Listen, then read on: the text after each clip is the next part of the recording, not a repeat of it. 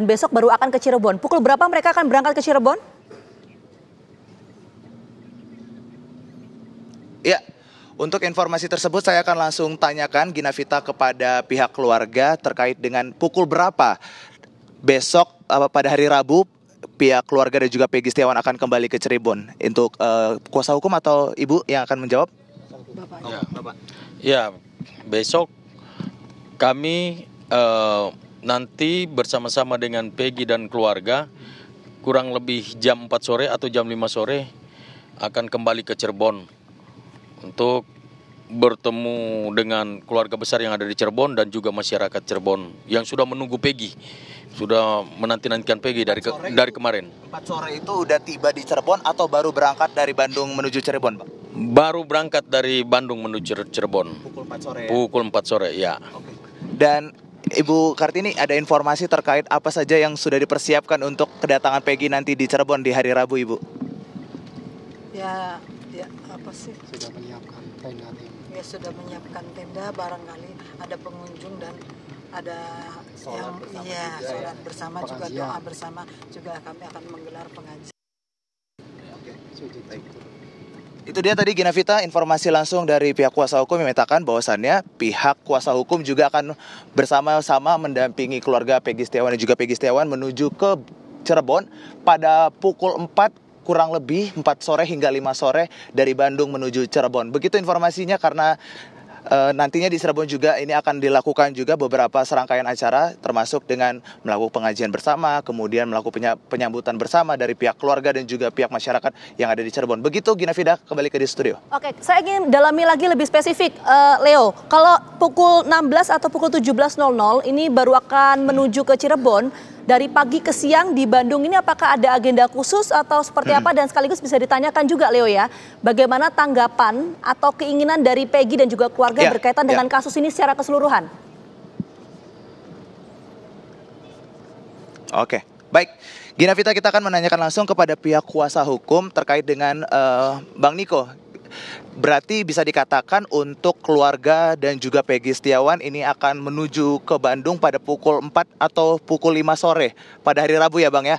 Nah, untuk agenda paginya apakah sudah dijadwalkan akan melakukan apa Peggy Setiawan dan juga pihak keluarga?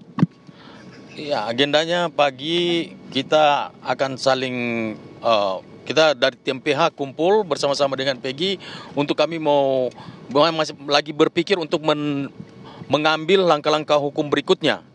Jadi setelah itu baru kita akan breakfast bersama.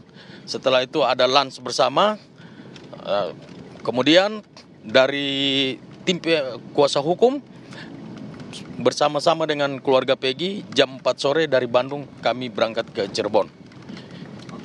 Jadi serangkaian acara mulai dari pagi, kemudian pagi ada berkumpul bersama seperti itu ya Bang ya, dilanjutkan dengan makan pagi bersama, makan siang, baru kemudian nanti melanjutkan untuk bisa sorenya ke Cirebon. Oke, kita akan lanjut lagi ke pihak Peggy Setiawan. Peggy, bagaimana kamu melihat kasus ini yang begitu panjang sekali dan ini menjadi perhatian juga nih bagi masyarakat, dan akhirnya kamu ditetapkan menjadi tersangka. Bagaimana nih kamu melihatnya Peggy? Pada saat itu kamu di mana juga? Saya waktu pertama kali saya tahu kabar dari ada penggerebekan di rumah saya itu, saya posisi di Bandung dengan Semanyar. Dan itu rasanya sangat membebani mental saya selama 8 tahun sekarang. Saya sangat dan keluarga itu sangat tersiksa, sangat sedih sekali karena terpukul karena saya harus menanggung ibaratnya kesedihan dan kesalahan yang tidak pernah saya lakukan. Saya harus menanggung, keluarga saya harus menanggung malu, harus menanggung rasa trauma dan pokoknya semua. Dan pada akhirnya sekarang alhamdulillah setelah 8 tahun yang lalu akhirnya kebenaran terungkap dan alhamdulillah banyak orang-orang yang baik yang masih mau memperjuangkan keadilan di Indonesia ini, terutama buat para kuasa hukum saya, keluarga saya, yang para Presiden Pak Joko Widodo dan semuanya, Presiden Prabowo Subianto dan para menteri dan lainnya, dan para Kapolri dan lain, dan masyarakat, terutama buat masyarakat Indonesia dan netizen yang sudah mau mengasih dukungan kepada keluarga saya dan pihak saya sangat berterima kasih sekali. Dan terutama ada media semua, media yang selalu mensupport saya, yang selalu mengasih semangat saya dan yang selalu membantu saya dan keluarga saya dalam menegakkan keadilan ini. Dan semoga untuk kedepannya Orang yang benar itu selalu benar dan yang salah bisa tidak salah. Dan saya mengucapkan terima kasih banyak pada TV One dan TV yang lain-lainnya yang sudah menyupport saya, yang dari awal sudah mendukung saya dan sudah mendukung keluarga saya. Semoga keadilan bisa ditegakkan dan saya berharap jangan mau ditindas, jangan mau dibodohi oleh hukum yang cacat. Kita harus membela jika kita benar. Allahu Akbar. Siap. Amin. Oke, Peggy, saya mau nanya juga nih terkait di dalam seperti apa ini? Apakah ada kekerasan atau bagaimana nih perlakuan dari polisi? Apakah sebaliknya polisi ini malah bertindak baik, mengamankan dan juga bagaimana nih yang dirasakan di dalam? Alhamdulillah, sejak pertama kali saya masuk, saya disambut dengan baik. Saya sama sekali tidak pernah disentuh sedikit pun. Dan alhamdulillah terima kasih banyak kepada para pawas, para penjaga piket yang lain, Pak Agus Pramuji, Pak Sucipto, Pak Johari, Pak Dude, dan buat rekan-rekan yang lain, para piket yang lain, Pak Ipan, Pak Sultan yang sudah baik, Pak Deden yang sudah selalu baik bersama saya, yang selalu ngasih makan saya, yang selalu mensupport saya, selalu mengingatkan saya untuk sholat tahajud, untuk ngaji, dan buat teman-teman lain, Pak Ipan dan lain, saya mengucapkan terima kasih banyak sebesar-besarnya buat mereka semua, buat Varian semuanya. Saya mengucapkan terima kasih banyak. Nah, Peggy, ini saya mau nanya juga, bagaimana nih keinginan Peggy Setiawan untuk melihat kasus ini setelah bebas, dan kemudian bagaimana, apakah Peggy juga ingin kasus ini diusut secara tuntas? Bagaimana nih pendapat Peggy? Saya pribadi sangat penasaran dengan kasus ini. Saya ingin keadilan tetap ditegakkan, orang yang salah tetap salah dan orang yang benar tetap benar. Meskipun orang yang salah sedang dibenar-benarkan dan orang yang benar sedang disalahkan, namun saya harap bagi mereka yang merasa tidak bersalah berani mengungkapkan kebenaran meskipun resikonya mati sekalipun. Karena saya yakin di Indonesia ini hukum masih bisa ditegakkan dan masih banyak orang-orang baik yang mau menegakkan hukum. Dan saya ingin semoga kasus ini bisa selesai, bisa terungkap, supaya orang yang salah dan orang yang mempermainkan hukum di Indonesia ini bisa terus diungkap dan dihukum dengan sesuainya. Dan saya juga ingin tahu nih, Peggy, selama di dalam sel nih, apa aja kegiatannya bersama teman-teman yang lain? Apakah selain sholat bersama, kemudian tadi sempat berbincang bercanda bersama begitu, apa aja kegiatan selama di dalam sel tadi?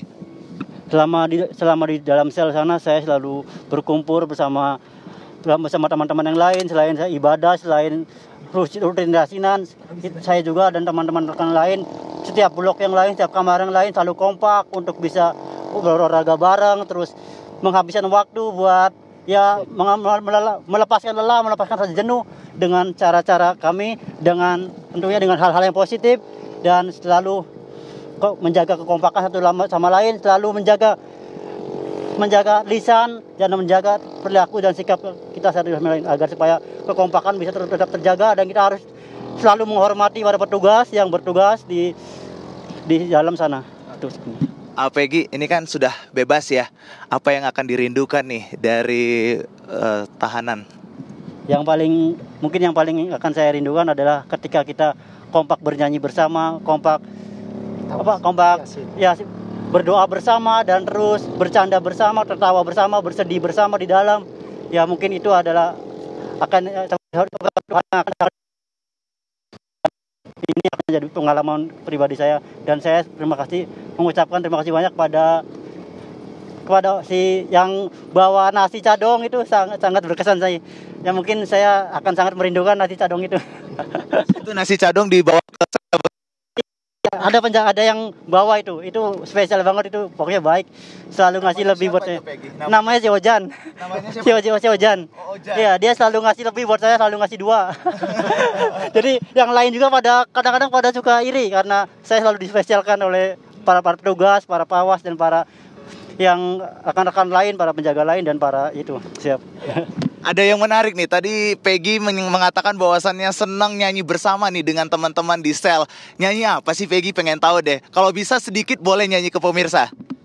Lagu yang paling jadi favorit kami di dalam itu adalah lagu Kebangsaan Indonesia Raya, lagu tentang kebangsaan, tentang ibaratnya tentang kebangsaan itu. Lagu ini lagu Indonesia. Juga melambangkan kebebasan. Iya, itu. Ya. Ya, benar itu. Okay. Nah, itu paling dirindukan, paling favorit di kami. Iya. Dan Peggy tadi sempat berbincang nih dengan Ibu Kartini. ada satu hal yang AAPG itu suka sekali. Makanan favorit AAPG. Boleh dikasih tahu? Apa itu? Makan favorit saya adalah tempe sambal sama orek. Itu benar. Lebihnya. Sederhana banget. Tempe sambal sama orek itu makanan favorit AAPG dan harus dimasak oleh ibu ya. Iya. Dan Suka pedes. jadi itu adalah makanan favorit saya dan sangat dirindukan di dalam. Jadi selama di dalam saya nggak pernah menemukan yang pedas-pedas seperti itu. Jadi alhamdulillah saya sekarang di luar, saya bisa menikmatinya lagi dan bisa kembali merasakan nikmatnya masakan ibu pada masakan rumah. Siap. Nah, ibu, itu adalah sebuah kode dari Peggy Setiawan yang merindukan masakan ibu, sambal dan juga tempe orek. Apakah malam ini sudah disiapkan, Bu, untuk Peggy? Belum sempat belanja. Paling besok pagi bisa belanja. Besok pagi siap. Iya. Selain tempe orek Ibu, apalagi Bu makanan favoritnya Peggy, Bu? Ya tempe orek, tempe sambel, tongkol sambel, semuanya serba sambel lah. Oke. Favorit banget. Gimana Pak? Sorry. Favorit banget sambal itu karena Kalau nggak ada kalau nggak sambal, sambal nggak itu makan. lesu katanya. Kalau nggak ada sambal lesu. Gitu. Oke.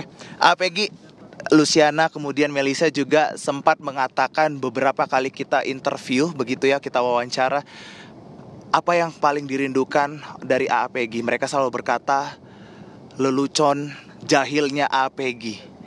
Nah, kalau dari AAPG apa nih yang dirindukan dari Melisa dan juga Amelia?